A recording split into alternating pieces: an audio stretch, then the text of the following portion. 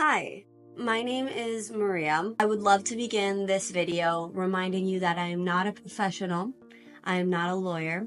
I am just someone that moved to the United States 3.5 years ago, and in 2022, my host family decided to help me get my green card through the EB-3 process. I am also someone that is aware that this is not a process that is shared as commonly as other processes, such as getting married to get your green card. So my goal is to be able to share the EB-3 process with as many au pairs as possible so they know what their chances are, so they know that there are more possibilities than just having to get married to be able to stay legally in the US. The EB-3 process was created because there was a shortage of childcare in the United States because of COVID. That's why the EB-3 process was open to people such as us, au pairs, and host families to be able to help their au pairs to stay in the country legally. We know how difficult it is to find someone that you can trust. Once you do, if you have the chance to help them, why not? I'm just going to share some details with you guys, some things that convinced my host family and myself that the EB-3 process was the right way for us. Of course, the more details you hear, you might be more convinced, or it might convince you that it's just not for you, and that's okay too. As a starter, this process is a lot longer than getting married would be, for example. The estimated time that lawyers may tell you it can take are 3 years. So you have to consider that you will be working alongside your au pair for the next 3 years at the minimum. So for example, if your kids are 16, 17 years old, you know that technically you will not need your au pair for the next 3 years. That is something to consider.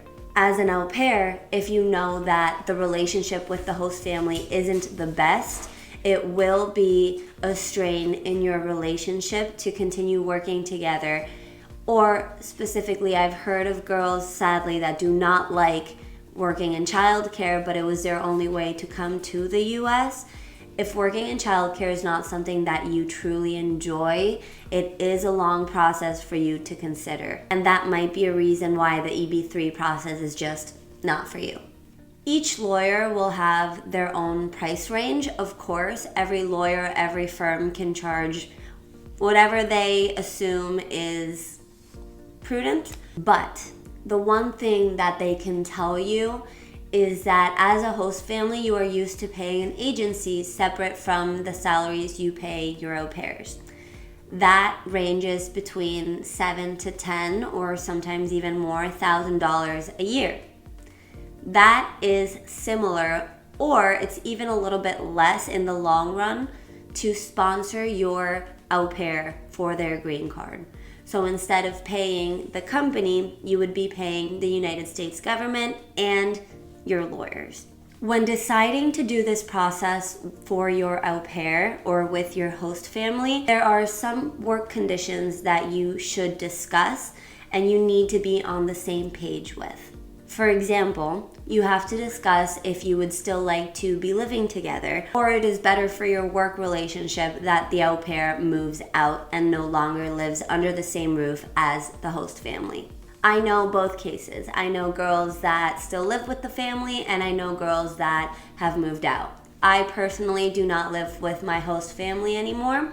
I was already used to living on my own before I moved to the US, so I feel like that independence was something that I was very much craving and missing. So that was better for our relationship. Who and how you will proceed with the payments of the process. There are many ways, and this is an arrangement that the au pair should do with the host family and the lawyer has nothing to do with. The au pair's salary. If the au pair will continue to get paid as an au pair, which we know what the salary usually is, ranges between $195.75 to $300 depending on the family, or if the au pair will start receiving a salary as a nanny. The work schedule, of course, if you decide to live outside of the house, might change a little bit depending on the ages of the kids and all that. Open communication is the most important thing in this work relationship now. PTOs, you need to know maybe the family does not give the au pair the holidays anymore. Maybe PTO doesn't exist. Maybe PTO is twice a year.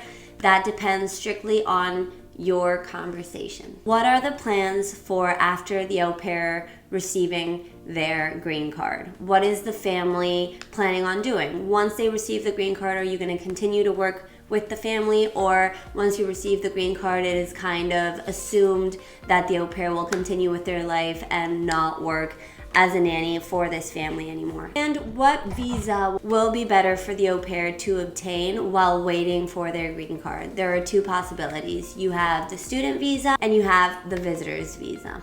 Both options are good. It depends what the lawyer tells you is best for your situation. Okay, so for example, the adjustment of status is completely necessary. The au pair needs to be legally in the US during this whole process. So it depends on in what stage of your au pair year you begin this process. You could get away with just doing visitor visas until your green card comes through or your work permit comes through.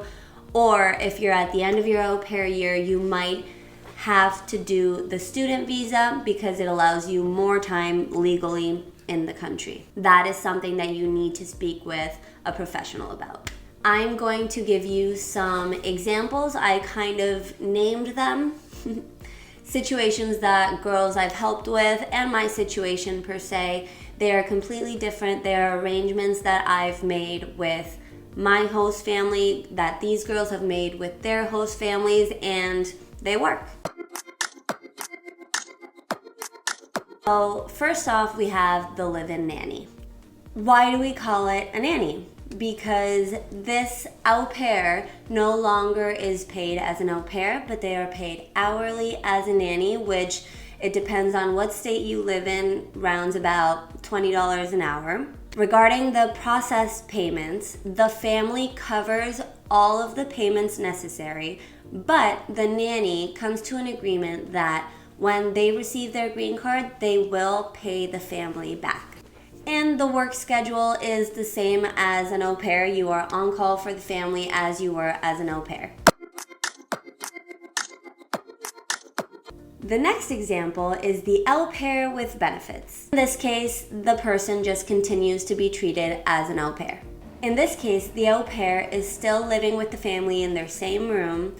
Regarding the USCIS payments and the lawyer payments, the family covers this because the au pair continues to be paid the same amount of money that they were as an au pair. So $195.75 to $300 a week.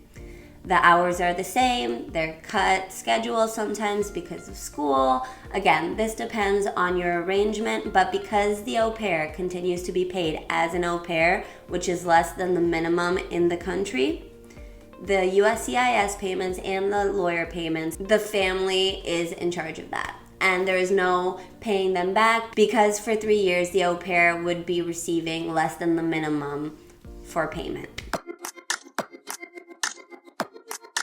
And the third example is the nanny. The au pair does not live with the family anymore. They have their own apartment, their own rent due.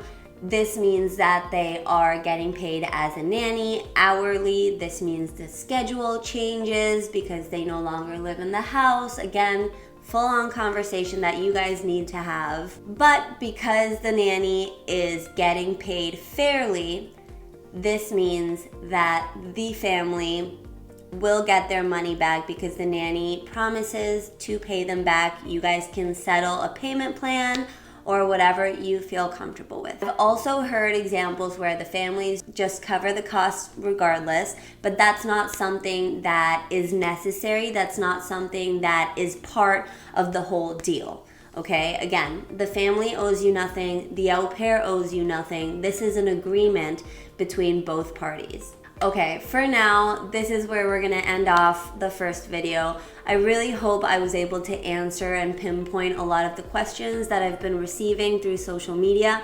If you have any more questions, please comment on the video below. Send this to anyone you know that is in the situation where their host family can sponsor their green card.